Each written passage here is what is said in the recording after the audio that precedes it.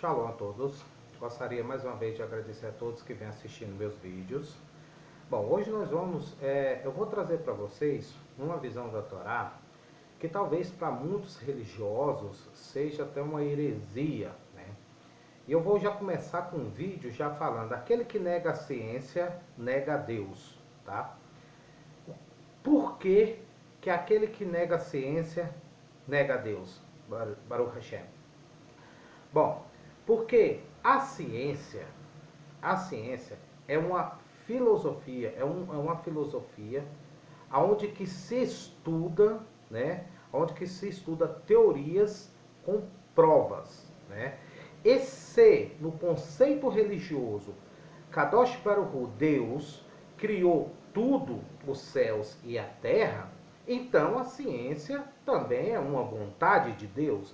E dentro desse contexto é que eu afirmo com toda segurança que aquele que nega a ciência, nega a Deus. Bom, existe no Guia dos Perplexos, para quem nunca leu o Guia dos Perplexos, do Rambam Maimonides, um filósofo judeu maravilhoso, eu aconselho todos a lerem, quem quiser um dia. E ele fala o seguinte, ele fala que em Bereshit Rabbah, né, o Midrash, na passagem de Gênesis capítulo 1, versículo 2, está escrito: e a terra estava vazia e sem forma, ou sem forma e vazia. Nossos sábios, assim diz o Rambam Maimonides no seu livro, Guia dos Perplexos, nossos sábios observaram o seguinte: as palavras tohu e bohu, que quer dizer sem forma e vazia, significam luto, choro, tristeza, né? Porque a terra chorou e chorou por causa da maldade, dizendo: eu e os céus, a terra diz para Deus, eu e os céus fomos criados juntos, né? No princípio criou Deus os céus e a terra, foram criados juntos, assim a terra conversando com Deus. E ainda assim, os seres acima de mim, ou seja, os céus e tudo que está nos céus, né, vivem para sempre e nós somos mortais. Nossos sábios, por essa observação, observando esse diálogo entre a terra e Deus, agora eu vou explicar para vocês, indicam sua crença de que as esferas são seres animados, ou seja, segundo os sábios, a matéria, ela tem vida, ela se comunica, segundo os sábios. Então, estão dizendo que os seres animados, que a matéria, né, a terra, a matéria, são seres animados e não matérias inanimadas como os elementos. Bom, vamos destrinchar aqui, pronto. Agora eu expliquei para vocês a respeito da visão, da linguagem. Agora o que eu quero explicar para você que segue meu canal, primeiro eu gostaria de deixar um grande abraço, Kadosh Baruch Hu, o Eterno, abençoa cada um que assista meus vídeos. Peço vocês que compartilhem esse vídeo, compartilhem meu canal, ajude o canal a mais gente conhecer, né? E tiver sugestão, sempre coloca aí, tá bom? Conheça também meu livro Cheguei Não Satã, os verdadeiros irmãos judaicos, que está à venda no Clube dos Autores. Meu blog, biblia31.blogspot.com.br. Voltando ao assunto. Na época, nós temos que entender que há 1000 anos atrás, não existia a palavra ciência, química, da forma que nós conhecemos hoje. Então, esses pensadores, religiosos ou não, eles tinham que usar a linguagem da época para poder explicar o que hoje nós chamamos de ciência. Um exemplo, vamos supor que você, de alguma forma, conseguisse trazer alguém ali do século I antes da Era Comum, e essa pessoa vesse o computador, por exemplo, e de repente ele viu o computador, você voltasse essa pessoa para o passado, essa pessoa descreveu o computador não como nós descrevemos, ele descreveu o seguinte: olha, existe no futuro uma tábua de pedra, aonde que magicamente eles apertam pedrinhas com letras escritas e magicamente aparece numa tábua preta que clareia como os anjos. Então, essa pessoa do passado estaria descrevendo o computador, mas na linguagem, na percepção dele. E foi dentro dessa percepção que a Torá foi escrita e que o nosso sábio foi escrito. ou escreveram todos os acontecimentos e os pensamentos da época. Isso não só o nosso sábio judeu, todas as nações, toda a história humana foi escrita, falada dentro do ponto de vista da sua época, da sua geração. Mas o que eu acho mais interessante nessa visão é os sábios há mais de 1000 anos atrás já observarem, já saberem da ciência, comprovou.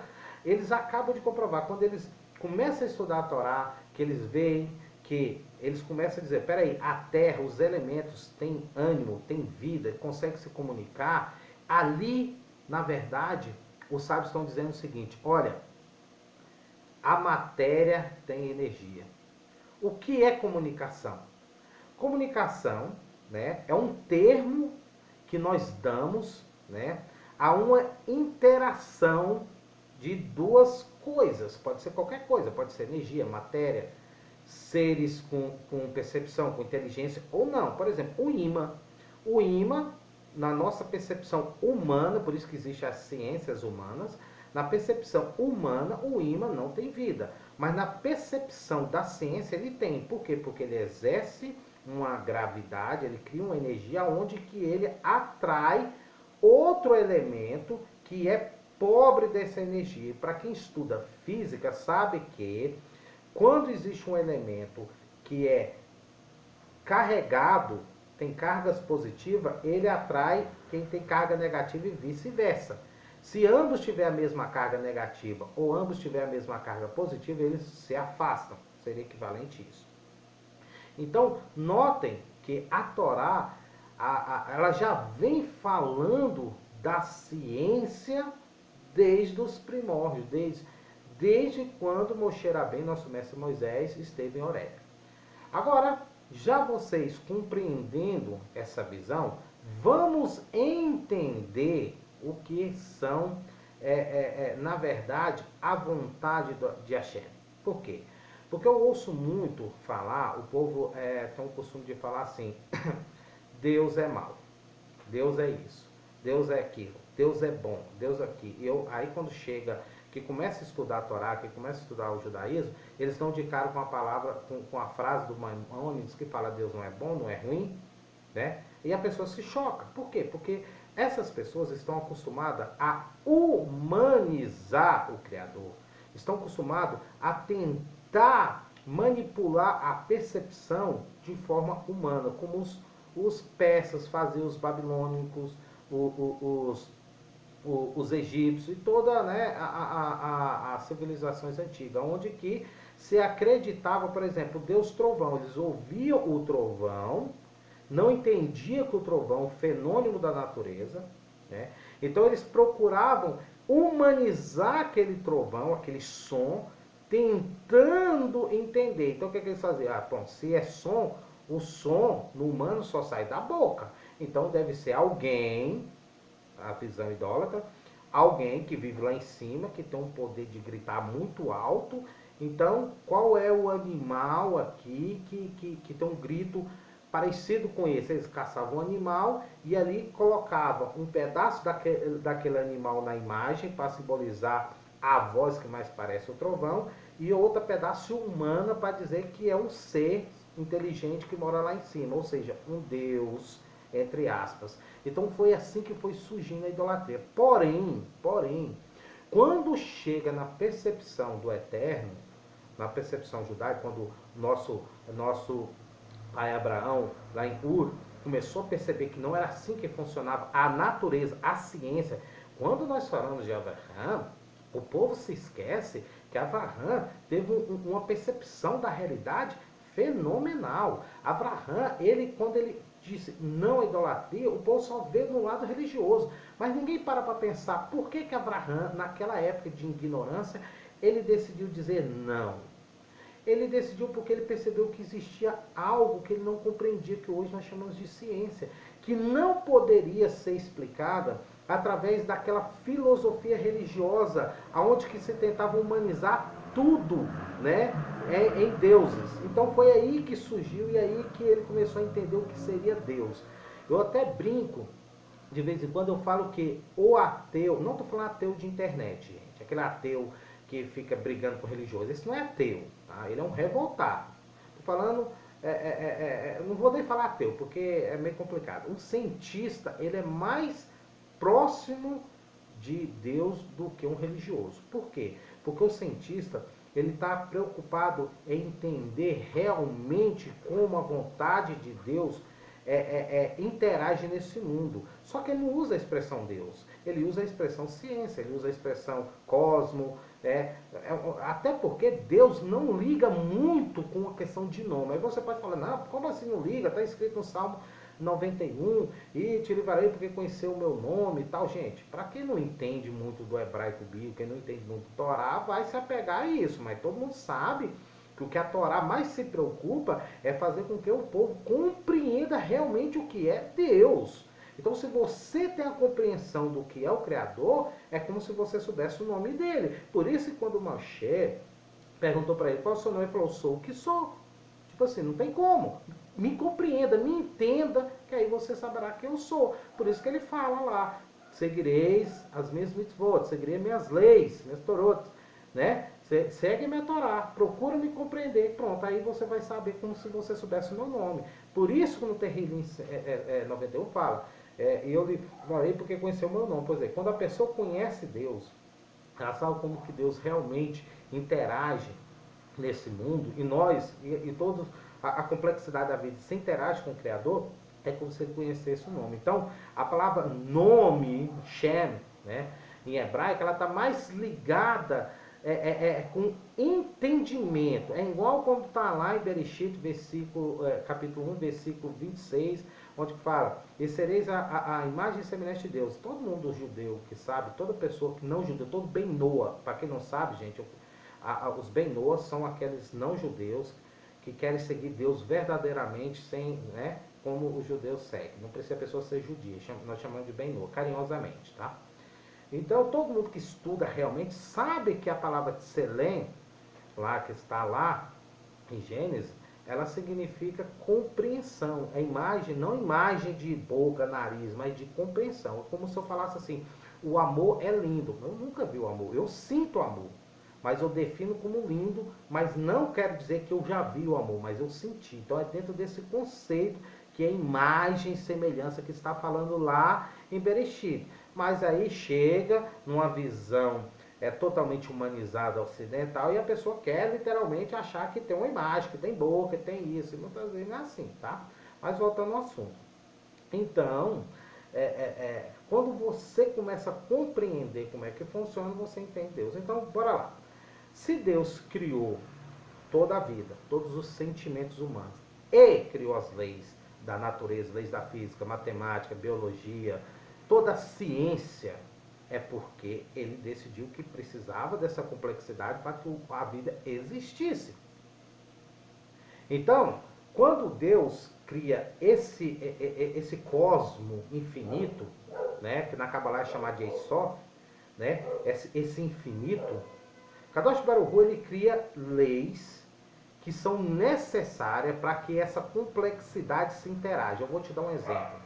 Para quem estuda química, sabe que o ar são vários gases que não se fundem, quer dizer, que não se juntam para transformar outra coisa. Na química é usado o nome de mistura. O que é uma mistura? São elementos que andam juntos em perfeita harmonia sem se transformar em outra coisa. Se chama mistura. Então, essa lei que faz com que esses elementos andem juntos sem misturar, nós chamamos de física. Tá? A física é que estuda as leis da natureza. Tá? Então, mais ou menos assim.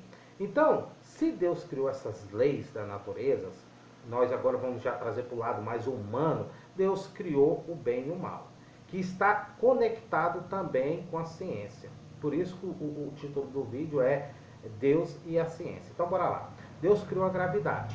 Nós sabemos que a gravidade é uma energia que atrai ou expulsa algo. Tá? Então, a gravidade é algo assim. Qualquer massa, qualquer elemento que tenha massa, que se põe à mercê das forças da gravidade, a gravidade ela vai influenciar esse elemento. E quando eu falo elemento, eu estou incluindo nós humanos. Então, por exemplo, Deus desejou que houvesse a gravidade, que existisse essa força. Vou trazer para uma linguagem, eu acho que a maioria aqui do pessoal que vê meu vídeo talvez não tenha um conhecimento tão profundo de química e de física. Eu vou trazer para uma linguagem mais religiosa para vocês compreenderem. A gravidade é uma força que puxa tudo para baixo, tudo para o chão. É a vontade de Deus. Ele decidiu que tinha que ter essa força até para que nós pudéssemos andar, ter rio grudado, né? Ter tudo, beber água para a água descer. Então, precisou disso. Mas essa gravidade, se ela for mal usada, ela também vai te trazer a morte. Como assim? Se você pular de um prédio do 10º andar. Então, se você pular de um prédio de 10º andar, com o intuito de tirar sua vida, você vai estar se jogando na vontade de Deus, que é a gravidade. Presta atenção, gente, é muito importante. Muita gente não entende isso. Então, a gravidade, puxar tudo para baixo, é a vontade de Deus, para que o mundo exista perfeitamente. Só que, se você usar essa vontade de Deus de forma distorcida, você pode tirar uma vida, ou seja, jogar alguém, você pode matar, e se você também pular, você se mata. Dentro do conceito judaico, se você pular desse prédio, você vai cair e vai morrer. Se você jogar alguém sem equipamento nenhum, você vai cair e vai morrer. Então, também seria a vontade de Deus. Mas note que não é a vontade de Deus aqui, não é a mesma vontade de Deus humana. Não é a mesma vontade humana. A vontade no conceito humano é, eu quero que algo aconteça. Isso. Na percepção divina, ela não funciona assim. Na percepção divina é o seguinte... vamos supor você tem a sua casa, você tem um filho de 18 anos e você fala para o seu filho desde pequeno, olha, quando você for mexer com faca, você comprou uma faca para cortar carne, alimento. O intuito da faca é cortar carne e alimento. Você deixa lá, fala, meu filho, quando você for mexer com faca, toma cuidado, senão você se corta. Aí de repente seu filho está lá sozinho, chega e decide cortar o dedo. Corta o dedo. Quer dizer, dentro da percepção judaica, ele cortou o seu dedo pela sua vontade, mas não na vontade que você quis que ele cortasse o dedo, mas que você quis ter uma faca. Então, é assim que é a percepção divina. Então, quando a Torá fala assim, e Deus se arrependeu, não é que Deus se arrependeu como nós se arrependemos, é que Deus criou uma complexidade da vida, Ele criou leis, e se nós seguimos essa lei nos mantém vivos. Por exemplo, Deus criou a lei da natureza. Então, se nós não poluirmos o rio, nós vamos ter água limpa para beber. Se nós não desmatar, nós garantimos que vamos ter chuva, inverno, verão. Se nós não matarmos todos os animais, nós vamos garantir que esses animais vão fazer a reciclagem da floresta, vão replantar e com isso vai garantir alimentos para nós, plantação, chuva, etc. Então, é a vontade de Deus. Mas se nós somos o único ser que tem um poder de mudar isso. Nós chamamos isso em hebraico de avodazará, que é traduzido como idolatria, mas que na verdade é transformar bom em ruim, seria mais equivalente a isso. Então o ser humano ele é o único ser que tem o poder de tentar tirar o equilíbrio da vida. Então se você vai lá, igual aconteceu antes do dilúvio, o povo começou a ser tão mal, o povo começou a desmatar, começou a ter relações proibidas com animais, ao ponto que os animais, segundo o Midrash, não queriam mais nem se procriar entre eles, queriam ter relações mistas com seres humanos e tal, ao ponto que a vida não ia existir. Então é por isso que a Torá fala que Deus se arrependeu. Não é que Deus se arrependeu, é que Deus criou uma vida, o ser humano distorceu essas leis ao ponto da própria planeta Terra não ser mais adequado para manter a vida humana. Então, como o ser humano distorceu essa lei, e todas as leis, tanto ela certa como errada, ela não deixa de ser a vontade de Deus, a Torá fala, porque era a linguagem da época, lembra do começo do vídeo, como eu expliquei, o Moshe não tinha outra forma de explicar, falou, e Deus se arrependeu de ter feito o homem. É como se falasse assim, olha, o ser humano foi lá, cortou a planta e de repente parou, virou deserto, aí a gente fala, a natureza se revoltou com o homem. Quer dizer, a transformação, quando você desmata ao ponto de se transformar aquela região em deserto, ela também faz parte da natureza. Por quê? Porque na natureza existe ação e consequência. A consequência é o resultado de uma ação, que não deixa de ser também a natureza. Então, quer dizer, se você bate alguém, você vai ter uma reação de alguém. Então é dentro desse conceito. Note que a percepção divina não funciona como muitas religiões aí querem impor, querem achar que Deus vai te castigar, Deus vai te mandar para o inferno. Não, Deus não manda ninguém para o inferno, né? A verdade, o Kadosh Baruch Hu, ele até é muito bondoso, né? Tanto é que se você faz alguma coisa errada e você tem a humildade de se arrepender, de se corrigir, Deus ele vai te perdoar. E se você for uma pessoa boa e fazer alguma coisa ruim, Deus também vai te castigar. Mas aí você nota que não é o Deus que está te castigando, é que ele criou uma lei e falou, olha, se você seguir nessa lei, você vai ter esse resultado, mas se você distorcer essa lei, você vai ter esse resultado. Mas ambas são lei. Então, por isso que eu falo que aquele que nega a ciência, ele nega a Deus. É igual, para finalizar, tem gente que fala assim, um dia um amigo meu chegou e falou assim, Shimon, meu nome é hebraico, falou assim, existe, como que eu faço através da Kabbalah orações para mim ter poderes mágicos? Eu falei assim, é ignorância, essa pergunta sua. Ele falou, por quê? Eu falei assim, porque hoje nós já temos, entre aspas, mágicas sem precisar disso. O que é a tecnologia? A tecnologia é meios, o ser humano cumprindo a mitzvah, uma lei, que está a crescer e multiplicar e dominar. É o ser humano dominando como foi a vontade de Deus. Então, quando você, por exemplo, pega o controle remoto e aponta para a sua TV e aperta e muda de canal, liga, o que você está fazendo? Você está fazendo uma mágica. Você, do ar, não tem fio, não tem nada, e você dá uma ordem para aquilo ligar. Então, se você notar, hoje os seres humanos criaram equipamentos para ter o mesmo resultado que antigamente se procurava através da magia. Então, o que é ciência? Antigamente, como a medicina não era avançada, tentava se curar através de oração. Mas não é essa a vontade de Deus. Deus sempre quis que nós aprendêssemos a lidar com a sua criação para que nós pudéssemos trazer o que for de melhor para nós. E Deus, Baruch Hashem, deixou-nos chegar ao ponto que nós temos hoje, que é a medicina. Tem uma coisa mais mágica, mais benção do que você sentir uma dor de cabeça, tomar um remédio e sua dor de cabeça sair. Tem uma coisa mais linda, mais milagre do que você, Deus o livre, tem um tumor, um médico te abre, te corta vivo, tira aquele tumor sem te matar e você melhorar. Mas o ser humano, com a visão idólatra, porque o Zohar fala que a idolatria é a perversão da mente, é tão ignorante que ele ignora, ele esquece que há 500 anos atrás isso era considerado um milagre. E hoje, só pelo fato de usar o nome ciência, a pessoa não consegue ver Deus dentro dessa percepção. Entendeu? Então, hoje a pessoa quer não. Tem um médico, tem uma dor de cabeça, tem um remédio para tomar, mas a pessoa quer que Deus abra o céu, mostra lá, fala, eu estou aqui e vou sarar. Isso é ignorância. Isso é tentar o Senhor vosso Deus. Tá? Então, por isso que eu falo, aquele que nega a ciência, nega a Deus. Espero que vocês tenham gostado do vídeo. Eu sei que é complicado para alguns, mas qualquer coisa, deixe nos comentários, compartilhe. Se não é inscrito no canal, inscreva no canal. Que o Eterno abençoe a todos. Shalom.